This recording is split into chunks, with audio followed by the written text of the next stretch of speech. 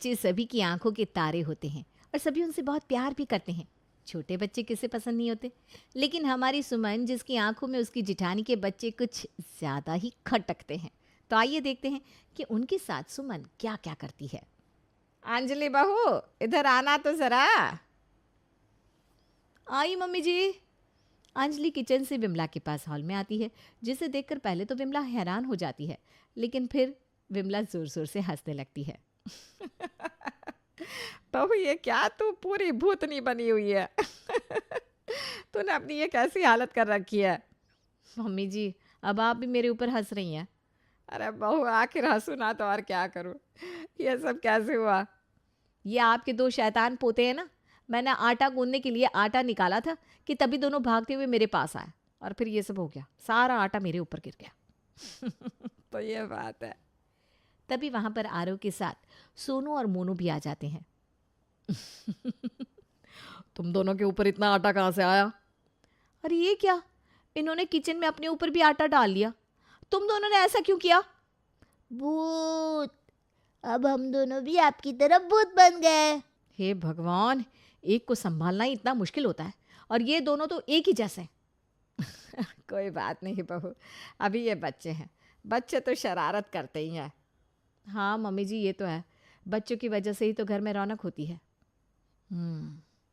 अच्छा, अब मैं इन दोनों शैतानों को नहला देती हूँ और खुद भी कपड़े बदल लेती हूँ, नहीं तो सब हमारा ये नया अवतार देखेंगे तो हम पर हंसेंगे। हाँ हाँ, जा बहू। अंजलि सोनू और मोनू को वहाँ से ले जाती है और वहीं दूसरी तरफ सुमन ब्रेकफास्ट रेडी कर देती है। फिर अंजलि रेडी होकर वापस ब्रेकफास्ट करने आती है। ये दोनों भूत भी आ गए। तुमने सुबह सुबह अपनी शरारतें शुरू कर दी। दादाजी, ये सब मोनू ने किया। अच्छा, आइडिया तो तुम्हारा था। नहीं तो। हाँ तो अच्छा अच्छा, अब बस करो, चलो जल्दी जल्दी ब्रेकफास्ट कर लो। फिर आप हमें आइसक्रीम खिलाने ले जाएंगे। अच्छा ठीक है। ये हाँ, ये बहुत अच्छा है। पहले तुम दोनों शरारत करो, फिर तुम्हें आइसक्रीम भी चाहिए। हाँ हाँ।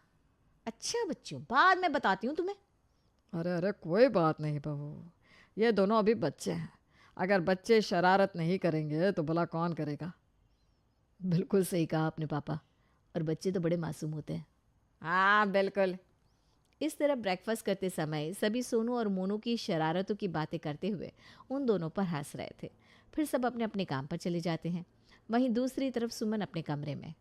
बताओ तो, सुबह सुबह उन दोनों ने इतनी बड़ी शरारत की और उन्हें डांटने की बजाय सब उनकी तारीफों के पोल बांध रहे थे। उन दोनों को कितना सिर पर चढ़ा रखा है सबने, और मेरे बच्चे की तरफ तो किसी का ध्यान ही नहीं होता। फिर कुछ दिन बाद, मम्मी जी, मैं और सुमन बाजार जा रहे हैं। हाँ मम्मी जी, हमें घर का काफ़ी सामान खरीदना है, इसलिए हम बच्चों को अपने साथ नहीं ले जा सकते। तो क्या आप उन्हें संभाल लेंगी। अरे हाँ हाँ बेटा, तुम दोनों बेफिक्र होकर जा, मैं सब संभाल लूँगी। ठीक है मम्मी जी। उसके बाद सुमन और अंजलि दोनों बाजार चली जाती हैं और विमला घर पर सोनू, मोनू और वंश का ध्यान रखती है। चलो, तीनों बच्चे तो सो रहे हैं, मैं भी आराम से टीवी देख लेती हूँ। विमला टीवी देख रही थी कि उसकी थोड़ी देर बाद ही तीनों बच्चे वहाँ पर आते हैं। दादी दादी, हमारे साथ खेलिए ना। अरे बेटा, मैं तुम्हारे साथ क्या खेलूंगी भला। दादी, हम सब छुपम छुपाई खेलेंगे। नहीं नहीं, हम सब पकड़म पकड़ाई खेलेंगे। अरे बेटा, मैं इस उम्र में कैसे भाग पाऊंगी। हाँ, चलो हम सब ना छुपम छुपाई खेल लेते हैं।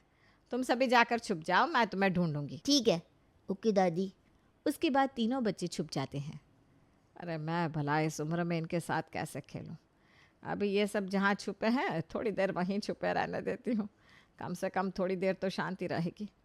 उसके बाद विमला सुमन के पास कॉल करती है। अरे बहू, तुम दोनों कितनी देर में आ रही हो। बस मम्मी जी, 15 मिनट में हम घर पहुँच जाएंगे।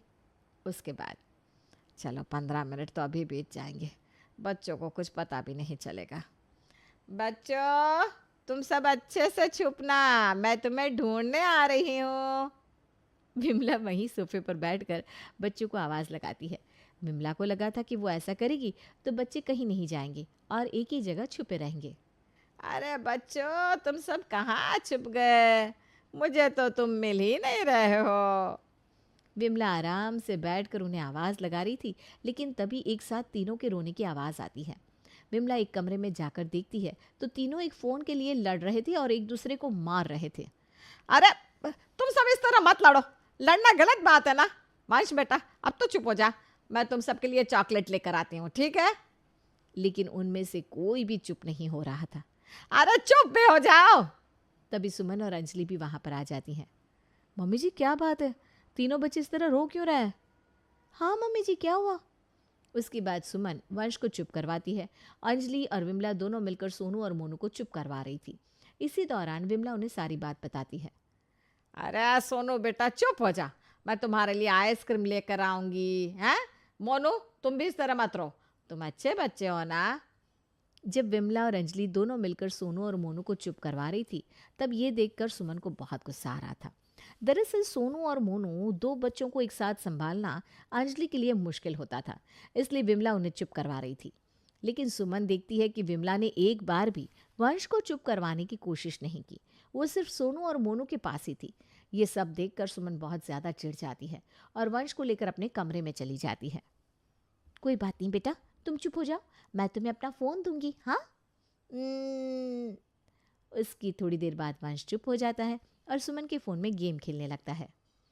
मम्मी जी ने एक बार भी वंश को चुप करवाने की कोशिश तक नहीं की, बस हर टाइम सोनू मोनू यही करती रही। अरे वंश भी तो उन्हीं का पोता है और घर का सबसे छोटा बच्चा भी, बल्कि सबको वंश के बारे में ज़्यादा सोचना चाहिए। लेकिन नहीं, हर टाइम सिर्फ सोनू और मोनू, बस यही तो चलता है इस घर में।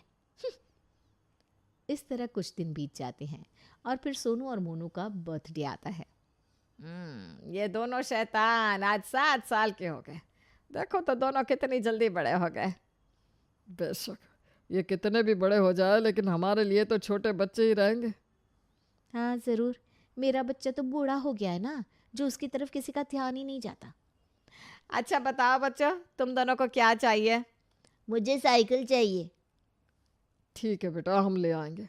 बस मम्मी जी पापा जी, आप दोनों ना इन्हें ज़्यादा सर पर मत चढ़ाइए, वो तो पहले से ही सर पर चढ़े हुए हैं दीदी। अरे कोई बात नहीं बेटा, अब ये दोनों समझदार हो गए हैं, धीरे धीरे ये बड़े होते जा रहे हैं। अभी तो आपने कहा था कि चाहे ये कितने भी बड़े हो जाए हमारे लिए तो बच्चे ही रहेंगे। हाँ वो बात भी है, दोनों ही सही बात है। चलिए सहूलियत के हिसाब से बात इस्तेमाल कर लेनी चाहिए। वो तो है ही। अच्छा चलो तुम दोनों खाने की तैयारी कर लो, तब तक हम इन दोनों के लिए सामान लेकर आते हैं। जी पापा जी। उसके बाद शाम को सोनू और मोनू का बर्थडे सेलिब्रेट होता है।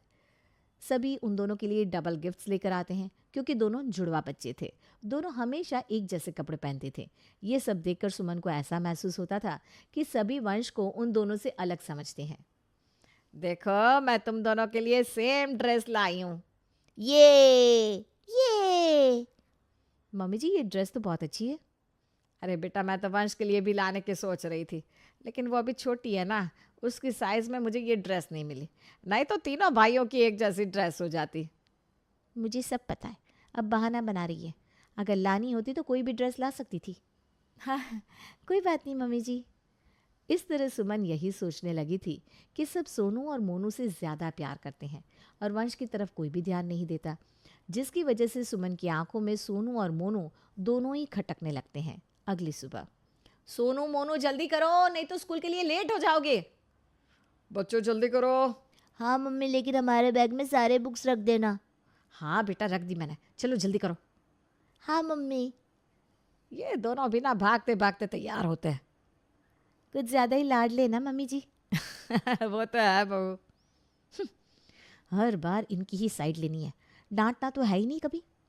सोनू और मोनू शाम को स्कूल से घर वापस आते हैं तो उनका उदास चेहरा देखकर अंजलि कहती है, क्या बात है बेटा, तुम दोनों इतने उदास क्यों? मम्मी आज मैम ने हमारी पिटाई की। हाँ मम्मी, मैम ने हमें बहुत जोर से मारा। लेकिन क्यों बेटा? आपने पिछले 3 दिन से हमारे स्कूल की बुक्स नहीं रखी थी। अरे लेकिन मैं तो तुम दोनों का बैग सुबह पैक करती हूँ और उसकी थोड़ी देर बाद चेक करके ही भेजती हूँ। मैंने तुम्हारी सारी बुक्स रखी थी। हमें कल और परसों भी मैम ने बहुत डांटा था क्योंकि हम 2 दिन से बुक्स नहीं लेकर जा रहे थे, इसलिए जब आज भी बुक्स लेकर नहीं गए तो मैम ने बहुत मारा। हाँ मम्मी, मैंने इसीलिए सुबह आपको बुक्स रखने के लिए बोला था। अरे लेकिन बेटा ऐसे कैसे हो सकता है? मैंने तुम्हारी सारी बुक्स बैग में रखी थी। चलो कोई बात नहीं, मैं कल से ध्यान से बैग पैक करूँगी। ओके। मम्मी मुझे ना बहुत ज़ोर से भूख लगी है। मुझे भी मम्मी। ठीक है, मैं तुम दोनों के लिए अभी खाना बना कर लाती हूँ। तब तक तुम दोनों अपनी स्कूल यूनिफॉर्म चेंज कर लो। Okay mummy. फिर शाम को जब सोनू, मोनू और वंश तीनों साथ में खेल रहे थे, तब वंश ज़ोर ज़ोर से रो रहा था। उसे रोता हुआ सुनकर सुमन वहाँ पर आती है। क्या बात है वंश, तुम रो क्यों रहे हो? मुझे अपने साथ नहीं खिला रहे। क्या तुम दोनों ने वंश से कुछ कहा? नहीं चाची, मैं और मोनू वीडियो गेम खेल रहे थे और एक बार में सिर्फ 2 ही बच्चे खेल सकते हैं, इसलिए वंश हमारे साथ नहीं खेल सकता था। तो हमने इसे इसकी बारी आने का इंतज़ार करने को बोला, लेकिन वंश हमें खेलता देखकर खुद ही रोने लगा। तो तुम दोनों कभी वंश को अपने साथ खिलाते क्यों नहीं हो? वो भी तो तुम्हारा छोटा भाई है ना। तभी वहां पर विमला और अंजलि भी आ जाते हैं। क्या बात है सुमन? देखिए ना भाभी, सोनू और मोनू कभी भी वंश को अपने साथ नहीं खिलाते, और जब भी वंश उनके पास खेलने आता है तो ये इसे और चिढ़ाते हैं, मारते हैं। क्या कहा तुमने? तुम दोनों अपने छोटे भाई के साथ ऐसा करते हो? नहीं मम्मी, ऐसा नहीं है, वो तो खुद ही रो रहा था। हाँ, अब झूठ भी बोलना सीख रहे हो। तुम दोनों की शरारतें दिन ब दिन ज्यादा ही बढ़ती जा रही। कोई तुम्हें कुछ कहता नहीं, इसलिए ज्यादा ही सर पर चढ़ रहे हो। लेकिन अब बहुत हुआ, कम से कम अपने छोटे भाई के साथ तो ऐसा मत करो। हाँ बच्चों, वंश अभी तुमसे छोटा है और तुम्हारा छोटा भाई है। तुम्हें तो उसका बल्कि ज्यादा ध्यान रखना चाहिए, और तुम दोनों उसी को इतना रुला रहे हो। ये तो बहुत ज्यादा गलत बात है। दादी ऐसा नहीं है, हम बस वीडियो गेम खेल रहे थे और वंश भी उसे खेलने की जिद करने लगा। तो तुमने उसे अपने साथ क्यों नहीं खिलाया? वो भी छोटा है। तो तुम भी तो ज्यादा बड़े नहीं हो बेटा। मम्मी जी, ये दोनों ऐसे नहीं मानेंगे। उसके बाद अंजलि उन दोनों का वीडियो गेम लेकर ऊपर रख देती है। अब से तुम दोनों कोई वीडियो गेम नहीं खेलोगे, यही तुम्हारी सजा है। बिल्कुल सही किया बहू। आजा वंश बेटा, आजा मेरे पास, मैं तुझे आइसक्रीम दिलवा कर लाती हूँ। हाँ। इसके बाद विमला वंश को वहां से लेकर चली जाती है। अब चलो, जाओ तुम दोनों बैठकर अपना होमवर्क करो। ठीक है मम्मी। उसके बाद अंजलि सोनू और मोनू को भी वहां से ले जाती है और उन्हें होमवर्क करने बिठा देती है। अब आया ना मज़ा। फिर अगले दिन जब सोनू और मोनू स्कूल से वापस घर आते हैं, तुम दोनों इधर आओ। मम्मी। क्या मम्मी? हाँ, तुम दोनों स्कूल का काम करके क्यों नहीं जाते? मैंने कल तुमसे कहा था ना कि अपना स्कूल का होमवर्क फिनिश कर लो। लेकिन मम्मी, हमने होमवर्क किया था। अब तुम दोनों झूठ भी बोलने लगे हो। आज मेरे पास तुम्हारी मैम का फ़ोन आया था, उन्होंने मुझे बताया कि तुम होमवर्क करके नहीं ले जाते हो। लेकिन मम्मी, हम तो डेली होमवर्क करते हैं। बस, अब तुम्हारे झूठ और बहाने बढ़ते ही जा रहे हैं। तुम दोनों ऐसे नहीं मानोगे। अब से ना तुम्हें कोई वीडियो गेम मिलेगा और ना ही तुम्हें कोई फ़ोन या टीवी। अंजलि के डांटने से सोनू और मोनू रोने लगते हैं। तभी वहां पर महेश आता है। अरे क्या बात है बहू, तो इन बच्चों को क्यों डांट रही है? पापा जी, इनकी शरारतें दिन ब दिन बढ़ती जा रही है और ये अपना होमवर्क भी नहीं करते। कोई बात नहीं बहू, बच्चे हैं, मान जाएंगे। मैं इनका होमवर्क करवा देता हूँ। उसके बाद महेश सोनू और मोनू को अपने साथ ले जाता है। फिर शाम को अरे कोई इधर तो आना जरा। महेश की आवाज़ सुनकर अंजलि, सुमन और विमला तीनों उसके कमरे में जाते हैं। क्या हुआ पापा जी? बेटा, किसी ने मेरा इतना कीमती वाज तोड़ दिया। ये वाज मुझे मेरे दादाजी ने दिया था। अगर तुम में से किसी से साफ सफाई करते टाइम गलती से ये टूटा है तो अभी बता दो मुझे। नहीं पापा जी, हमने नहीं तोड़ा। हाँ, हम तो आपके कमरे में आए ही नहीं थे। हाँ, लेकिन दिन में सोनू और मोनू इस कमरे में आए थे और वो दोनों कह रहे थे कि वो छुपम छुपाई खेल रहे हैं। क्या कहा? अब इन दोनों की खैर नहीं है। उसके बाद वो सभी सोनू और मोनू को अपने पास बुलाते हैं। तुम दोनों ने ऐसा किया है ना? लेकिन मम्मी, हमने नहीं तोड़ा। तुम दोनों ही दिन में अपने दादाजी के कमरे में गए थे। हाँ मम्मी, हम बस थोड़ी देर छुपे थे। हम सुमन चाची के साथ खेल रहे थे, उन्होंने हमें वहाँ पर छुपने को बोला था। हे भगवान, अब ये दोनों बच्चे मेरा नाम लगा रहे हैं। तुम दोनों शोर मचा रहे थे, इसलिए मैंने तुमसे कहा कि कहीं भी छुप जाओ। इसका मतलब ये नहीं कि मैंने तुम्हें वाज तोड़ने को बोला था। अब तुम अपनी गलती का इल्जाम भी दूसरों पर लगाने लगे हो। मम्मी, हम सच कह रहे हैं, चाची नहीं। लेकिन वेकिन कुछ नहीं। और क्या तुम बार बार चाची को बोल रहे हो? अब बहुत हुआ। एक तो डेली तुम्हारे स्कूल से कंप्लेंट आ रही है, ऊपर से घर में भी तुम्हारी शरारतों का आतंक बढ़ता ही जा रहा है। हाँ बेटा, तुम छोटी मोटी शरारत करते हो वो तो चल जाता है, लेकिन अब तुम झूठ भी बोलने लगे हो और दूसरों पर इल्ज़ाम लगा रहे हो। ये बात बहुत ज़्यादा गलत है। मुझे तुमसे ये उम्मीद नहीं थी बच्चों। लेकिन दादू हमने सच में वाज नहीं तोड़ा। बस, ये दोनों तो अपनी बात करने को तैयार ही नहीं। बहू, इन दोनों को इनके कमरे में बिठा दे। अब से घर में इनकी मर्जी चलना बिल्कुल बंद। उसके बाद सभी सोनू और मोनू को बहुत ज़्यादा डांटते हैं। वहीं दूसरी तरफ सुमन अपने कमरे में। ये हुई ना बात, जो अब इन दोनों को डांट पड़ने लगी है। अगर पहले ही इनकी हरकतों पर डांट पड़ जाती तो आज ये दोनों सिर पर इतना नहीं चढ़ते। फिर अगले दिन, ऐसा कैसे हो सकता है? डेली सोनू और मोनू के होमवर्क ना करने की कंप्लेंट आती है। कल तो मैंने ही दोनों को डांट कर होमवर्क करवाया था। उसके बाद अंजलि सोनू और मोनू की नोटबुक चेक करती है तो देखती है कि उसके पेज फटे हुए थे। लेकिन ऐसा कौन कर सकता है? उसके बाद अंजलि बाकी दिनों की तरह सोनू और मोनू का होमवर्क करवा देती है और उनके कमरे में बैग रख देती है। थोड़ी देर बाद सुमन उनके कमरे में जाती है और उनका होमवर्क फाड़ देती है। ऐसा करते हुए अंजलि उसे देख लेती है। अच्छा, तो ये सब तुम कर रही थी?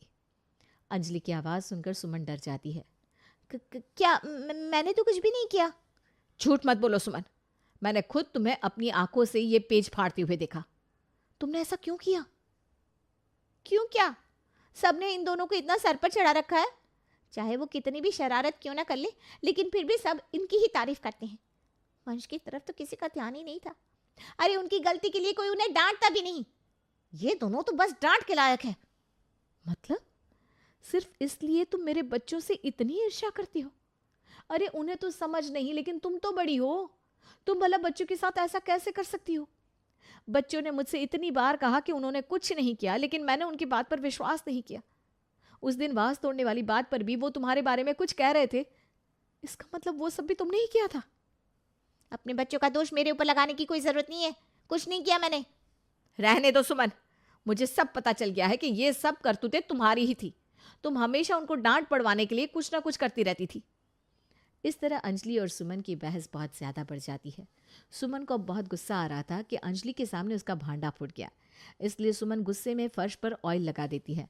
फिर वो सोनू और मोनू को आवाज़ लगाती है ताकि वो दोनों वहाँ पर आकर गिर जाए और खुद दूर से उनका इंतज़ार करने लगती है। मैं आज इन दोनों को अच्छा सबक सिखाऊंगी। आज घर पर कोई है भी नहीं, यही सही मौका है। सोनू, मोनू। लेकिन सुमन की आवाज़ सुनकर सोनू और मोनू की बजाय वहाँ पर वंश आ जाता है। वंश भागते हुए वहाँ पर आ रहा था। सुमन भी भागकर वंश को बचाने के लिए जाती है, लेकिन सुमन काफ़ी दूर थी। वो चिल्लाते हुए कहती है, बेटा इधर मत आना। लेकिन वंश नहीं रुकता। वो फर्श पर गिरने ही वाला था कि तभी वहाँ पर अंजलि आ जाती है और वंश को गिरने से बचा लेती है। वंश बेटा, तुम ठीक तो हो ना? हाँ बड़ी मम्मी, मैं ठीक हूँ। वंश बेटा, तुम ठीक तो हो ना? हाँ मम्मी। बेटा तुम अंदर जाओ। ओके। देखा सुमन, तुम क्या करने जा रही थी? मैं तो घर पर कुछ सामान लेने के लिए वापस आई थी, तब मैंने तुम्हें देख लिया था कि तुम फर्श पर ऑयल लगा रही थी। अगर मैं टाइम पर नहीं आती तो बच्चे को बहुत ज़्यादा चोट लग सकती थी। तुम भला अपनी ईर्ष्या में इतना बड़ा भी कुछ कर सकती हो? मैं सोच भी नहीं सकती। अगर मेरे बच्चे तुम्हें इतना ही खटकते हैं तो आज के बाद तुम उनसे दूर ही रहना, और वो भी कभी तुम्हारे पास नहीं आएंगे।